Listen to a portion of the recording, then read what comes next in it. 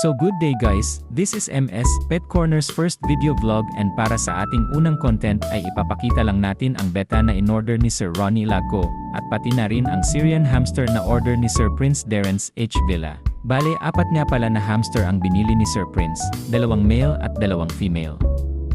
Maraming salamat po mga sir sa pagtiwala sa MS Pet Corner. So nagmamadali nga tayo dito dahil 11 AM yung meetup namin ni Sir Ronnie kaya di na ako nakapag-video habang binabalot ko itong betta fish niya pero hindi pa dito nagtatapos dahil bibigyan din natin si Sir ng freebies na pair electric blue, Moscow guppy at mga aquatic plants.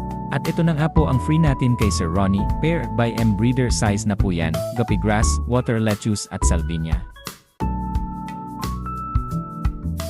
Next up ay dito naman tayo sa order ni Sir Prince. Bale di ko na din na video ang proseso ng paggawa ko nitong paglalagyan ng ating mga hamster dahil rin sa gipit na oras.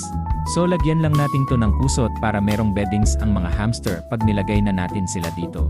Unfortunate news lang sa part na to ay di pala na start yung video recording habang kinukuha ko sila sa cage nila. Panay tutok pa naman ako ng pagmumukha nila sa camera pero anyways pakita na lang natin yung itsura nila habang andito na't nalagay na natin.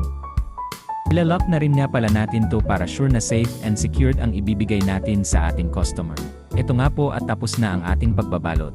Bale ito po yung order ni Sir Prince, meron na dyan freebies na kusot at mga super worms habang ito naman ang kay Sir Ronnie so ayun nga free pair by M at aquatic plants. Maraming salamat po sa pagsuporta nyo sa MS Pet Corner mga sir, happy pet keeping!